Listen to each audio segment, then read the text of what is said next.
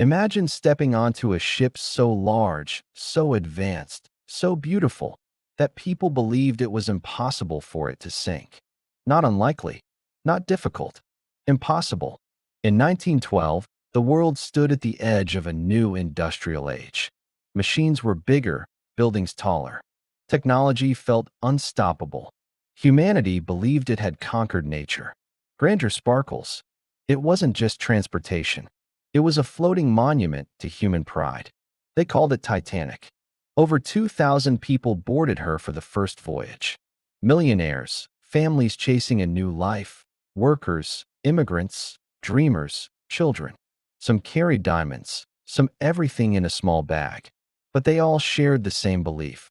This ship was safe. Safer than anything ever built. Newspapers said it was unsinkable. Engineers agreed. Even the captain trusted her completely. That confidence would cost over 1,500 lives. The first days at sea felt like a vacation. Music drifted, champagne glasses clinked. First-class passengers dined under glittering chandeliers as orchestras played. Down below, third-class families laughed, danced, talked about their future. Children ran across decks. The ocean was calm, sky clear. Nothing felt dangerous. But far ahead, drifting silently in the dark Atlantic waters, were mountains of ice. Other ships had seen them. Ice fields, floating giants, invisible killers. Radio operators sent warning after warning. Ice ahead. Large bergs spotted. Proceed carefully. The messages kept coming.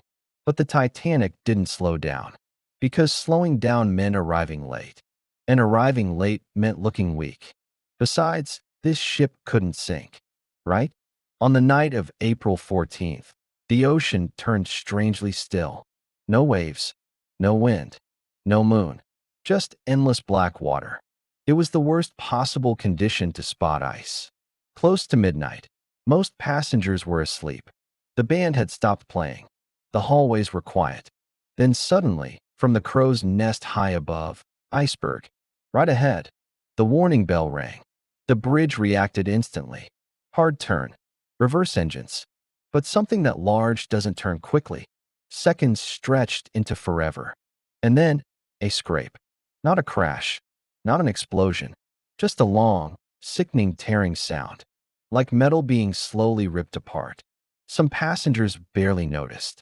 A few pieces of ice slid onto the deck.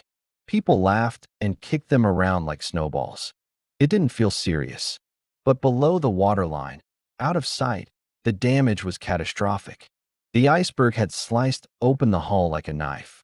Water rushed in. One compartment flooded. Then another. Then another. Engineers checked the numbers. For compartments the ship could survive. 5 meant death. 5 were already filling. The ship was doomed. Mathematically. Inevitably. Slowly. At first, nobody told the passengers. The lights stayed on. The music resumed. Stewards calmly asked people to put on life jackets, just in case. But then something changed. The floor felt tilted, just slightly. Glasses began sliding across tables. Doors wouldn't close properly. And then the truth spread like fire. There weren't enough lifeboats. Not even close. Only enough for about half the people. Because lifeboats were considered unnecessary clutter. The ship was unsinkable. Why waste deck space? Now that decision became a death sentence. Women and children first. Those words echoed through the cold air. Families were ripped apart in seconds. Husbands lifted their children into boats and kissed them goodbye. Wives cried, refusing to leave. Some men lied about their age just to get a seat. Some refused entirely, choosing to stay with their families. Some lifeboats left half empty because passengers didn't believe the ship would really sink. They thought they'd return in the morning. They didn't know there wouldn't be a morning. The tilt grew steeper. Water swallowed the front of the ship. The band kept playing music to keep people calm. Imagine that. Musicians performing while the ocean crawled closer to their feet. After 2 a.m., panic replaced denial. People began running, crying, praying, jumping. The freezing Atlantic water hit like knives. It stole your breath instantly. Most people couldn't even scream. And then the unthinkable happened. The ship lifted higher and higher into the air. The back rose like a skyscraper. Metal groaned. Lights flickered. And with a sound survivors said they would never forget, Titanic broke in half. The front disappeared beneath the ocean. The back hung for a moment against the stars, then crashed down into darkness. Gone. Just like that. The unsinkable ship vanished beneath the surface. What remained was silence.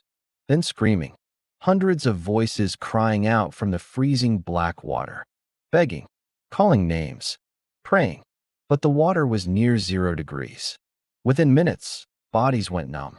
People didn't drown. They froze. One by one, the voices faded, until nothing was left. Just the sound of the ocean. By sunrise, debris floated everywhere. Chairs, wood, shoes, lifeboats drifting aimlessly. A rescue ship finally arrived. But it was too late. Out of more than 2,000 people, only around 700 survived. Over 1,500 never came home. All because of one belief. This ship can't sink. Titanic wasn't destroyed by the iceberg alone. It was destroyed by overconfidence, by ignored warnings, by thinking nature could be controlled. More than a century later, the wreck still rests at the bottom of the Atlantic. Silent, broken, a graveyard of steel. A reminder that no matter how powerful we think we are, the ocean always decides. And sometimes, the things we trust the most fail the fastest.